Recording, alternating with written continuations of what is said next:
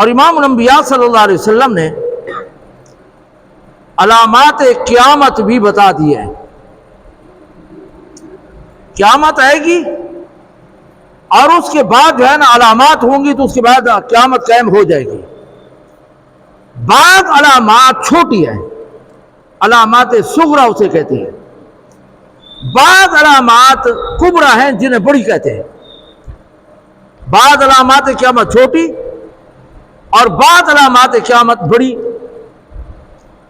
حضرت علی رضی اللہ تعالیٰ عنہ فرماتے ہیں کہ امام الانبیاء صلی اللہ علیہ وسلم نے مجھے 14 علامات قیامت بتائیں، اور سب سے پہلے فرمایا کہ لوگ سرکاری مال کو مال غنیمت سمجھ کر، ذاتی سمجھ کر کھا جائیں گے. آج یہی ہے، آج یہی ہے کہ سرکاری مال کو، قومی مال کو، قومی خزانے کو لوگ کھا پی جاتے ہیں. یہ علامات قیامت ہے، اور یہ سب سے بڑا جرم ہے، سب سے بڑا جرم ہے. قومی مالیت کے اندر چوری کرنا، غلول کرنا، یہ ناجائز اور حرام ہے. ایک صحابی تھے، بڑے جوہر دکھائے، بڑے کارنامے جہاد کے اندر سر انجام دیے. صحابہ نے بڑی تعریف کی اور فرمایا اس کو شہادت مبارک، یہ تو جنتی ہے. حضور اکرم صلی اللہ علیہ وسلم نے فرمایا یہ جہنمی ہے. صحابہ بڑے حیران ہوئے کہ یہ لڑتا رہا، بڑے کارنامہ سر انجام دیا، شہید ہو گیا ہے. وہ جستجو میں پڑ گئے. جب اس کے مال کو، سامان کو دیکھا گیا، تلاشی لی گئی، تو اس کے اندر مال غنیمت میں سے اس نے ایک جبہ چوری کیا ہوا تھا. حضور نے فرمایا یہ وہی ہے جس نے اس کو جہنمی بنا دیا. ایک کرکرا جو ہے نا صحابی گزرے ہیں، حضور کے بیت المال کے نگران تھے. جب فوت ہوئے تو صحابہ نے بڑی تعریف کی. حضور نے فرمایا جہنمی ہے. اس کے مال کو جب تلاشی لی گئی تو بعض علماء نے لکھا ہے چادر تھی، بعض نے لکھا ہے جبہ تھا، اور بعض نے یہ لکھا ہے خر مورہ تھا. خر مورہ اسے کہتے ہیں، وہ جھولے کی طرح ہوتا ہے، تھیلے کی طرح ہوتا ہے. اس کے اندر دانہ ڈال کر پھر جو ہے نا وہ گھوڑے کے منہ پہ چڑھا دیتے ہیں، وہ کھاتا ہے. اس کو خرمورہ کہتے ہیں. اور فرمایا وہ 2.5 درہم کا تھا. حضور نے فرمایا یہ جہنمی ہے. اب اس خرمورے کی وجہ سے یا چادر یا جبے کی وجہ سے حضور نے، کیونکہ وہ قومی مالیت تھی، مال غنیمت تھا، بیت المال تھا، قومی خزانہ تھا، تو حضور اکرم صلی اللہ علیہ وسلم نے حضرت علی کو فرمایا پہلی علامت یہ ہے قیامت کی کہ لوگ سرکاری مال کو اپنے ذاتی مال کی طرح استعمال کریں گے اور کھائیں گے. دوسرے نمبر پر فرمایا کہ امانت کے اندر خیانت کریں گے. امانت رکھی جائے گی، خیانت کریں گے. اور یہ منافق کی علامات ہے کہ جب جو ہے نا وہ بات کرتا ہے جھوٹ بولتا ہے، وعدہ کرتا ہے وعدہ خلافی کرتا ہے، امانت رکھی جائے خیانت کرتا ہے، اور جب لڑائی جھگڑا تو گالی دیتا ہے. امام الانبیاء صلی اللہ علیہ وسلم نے فرمایا جس کے اندر ایک علامت پائی گئی 1 درجے کا منافق، 2 علامتیں پائے گی 2 درجے کا منافق. فرمایا جس کے اندر 4 علامتیں پائے گی پکا منافق ہے. تو فرمایا مال غنیمت کے اندر، امانت کے اندر وہ خیانت کریں گے. خیانت نہیں کرنی چاہیے، امانت داری کا ثبوت دینا چاہیے. یہ وجود بھی اللہ کی امانت ہے. اگر بالغ ہونے سے انسان پہلے مر جائے تو جنتی ہے، معصوم ہے.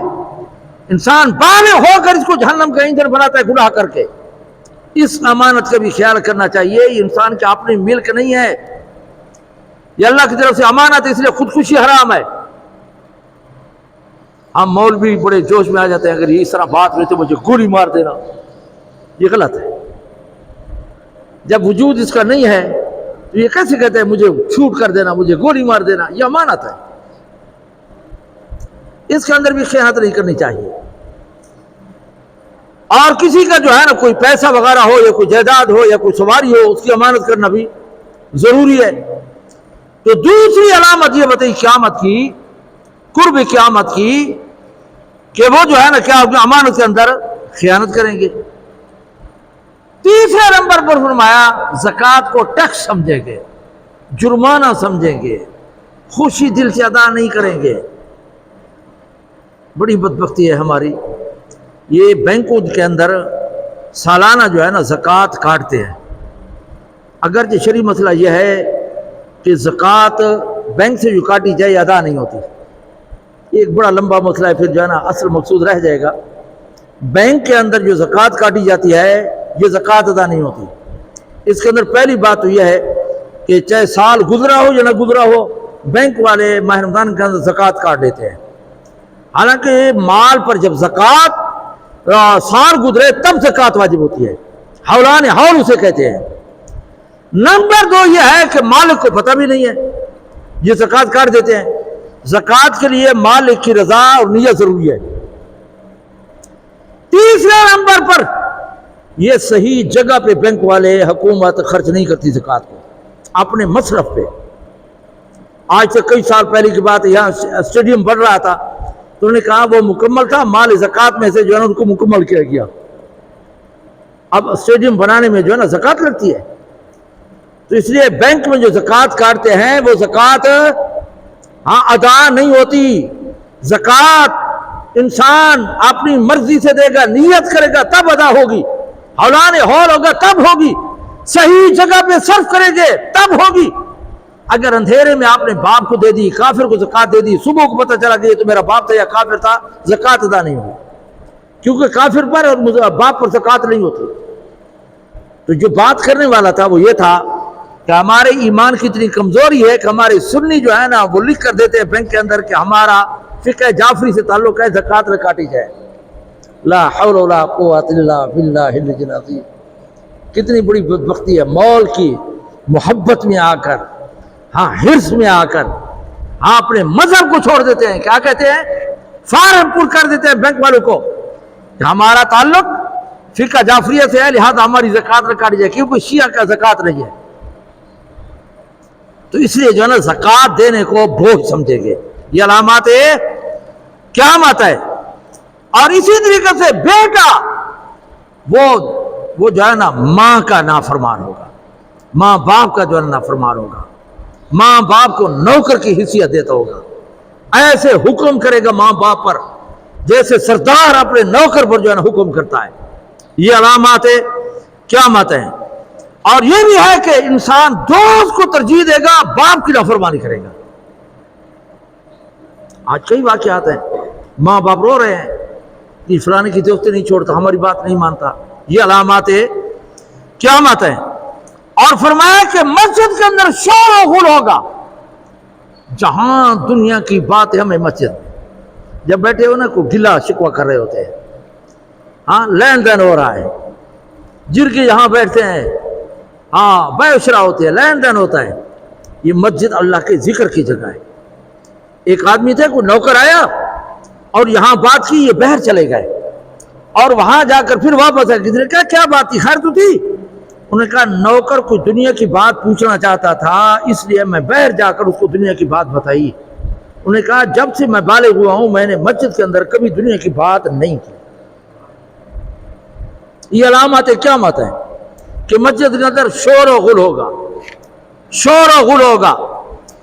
اور یہ بھی علامات قیامت ہیں کہ قوم کے ذلیل ترین انسان, گھٹیا قسم کے لوگ وہ لیڈر بن جائیں گے اور پیشوا بن جائیں گے.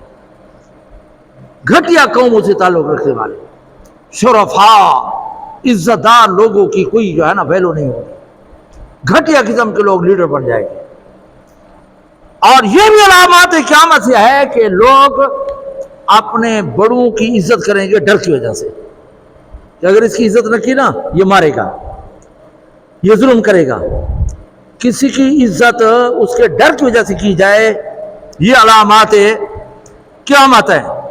اور نشہ آور چیزیں فرمایا عام ہوگی. آج دیکھیں, آج ہی مجھے ایک دوست کہہ رہا تھا کہ ایس کا دورہ ہے, نوجوان اس بیماری کے اندر مبتلا ہے, اور چرس ہے, بھنگ ہے, پتہ نہیں شراب ہے, کتنی بیماری ہے. یہ نشہ آور چیزوں کا عام ہو جانا یہ جو ہے نا علامات قیامت ہے. اور فرمایا ریشم اور سونا مرد عام استعمال کریں گے۔ آج نوجوان جو ہے نا انگوٹھی، پان اور کان کے اندر کیوٹی وغیرہ، یہ غلط طریقہ ہے۔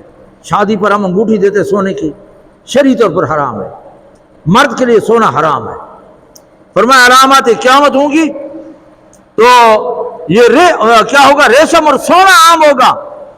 اور فرمایا آلات موسیقی، گانے بجانے کے آلات عام ہو جائیں گے، گانے بجانے کے آلات عام ہو جائیں گے۔ علماء نے ایک مسئلہ لکھا ہے، ویسے کسی کا نقصان کرو گے نا تاوان دینا ہوگا۔ کسی کی 100 روپے کی چیز آپ نے ضائع کر دی، 100 روپیہ دینا ہوگا۔ 1000 کی چیز جو ہے نا ضائع کر دی، 1000 روپیہ چٹی دینی ہوگی، ضمانت ہوگی یا نہیں ہوگی؟ لیکن علماء نے کہا ہے کہ جہاں لاہ و لاب کے آلات، یہ طبلہ، سرنگی، باجے وغیرہ پڑے ہوں، کوئی کسی کے توڑ دے ضمانت نہیں ہے۔ کوئی توڑ دے تو، کیونکہ امام الانبیاء صلی اللہ علیہ وسلم نے فرمایا میں یہ آلات موسیقی توڑنے کے لیے بھیجا گیا ہوں۔ انما بعثت بکسر المزامیر او کما قال نبی صلی اللہ علیہ وسلم۔ اور فرمایا گھر کے اندر صرف رکھنا مکروہ تحریم ہے، لعنت کا باعث ہے، نحوست کی علامات ہے۔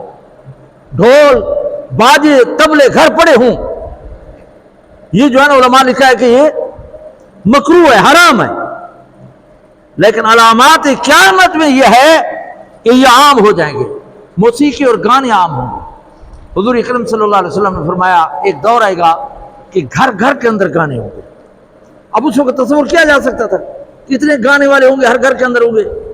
آج موبائل گانوں سے بھری ہوئی ہے، آج ہم بڑے شوق سے سنتے ہیں۔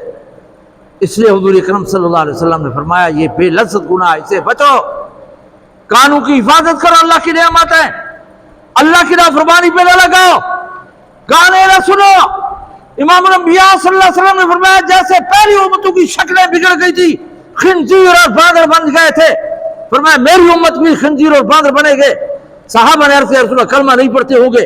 حضور نے فرمایا کلمہ بھی پڑھتے ہوں گے، وَيُصَلُّونَ نمازیں پڑھتے ہوں گے، وَيَصُومُونَ روزے رکھتے ہوں گے، وَيَحِجُّونَ حج بھی کرتے ہوں گے، لیکن سب کچھ کرنے کے باوجود گانے سننے کے شوقین ہوں گے۔ فرمایا رات کو سوئیں گے انسان ہوں گے، صبح کو اٹھیں گے خنزیر اور باندر بن جائیں گے۔ اس لیے اس بے لذت گناہ سے بچنا چاہیے۔ اور اسی طریقے سے فرمایا کہ لوگ اگلے لوگوں پر، گزرے ہوئے لوگوں پر لعنت کریں گے۔ آج جیسے رافضیت کا شیوا ہے، صحابہ اکرام کو، صلحاء کو برا بھلا کہتے ہیں، یہ علامات قیامت ہے کہ بعد والے لوگ پہلے والے لوگوں کو جو ہے نا کیا کریں گے، وہ جو ہے نا کیا کریں گے، لعن طار کریں گے۔ یہ علامات قیامت ہے۔ اسی کے متعلق 17واں پارہ جو شروع ہو رہا ہے، اللہ نے فرمایا اقترب للناس، یہ جو قیامت کا حساب کتاب ہے نا یہ قریب آ چکا ہے۔ آسان الفاظ میں آپ کو سمجھانے کے لیے عرض کر رہا ہوں، اقترب للناس، قریب آ گیا ہے لوگوں کے لیے۔ ہاں کیا چیز؟ حسابهم، ان کے حساب کا وقت، دن، اور حساب دینا ہوگا، ہر نعمت کا حساب کتاب دینا ہوگا۔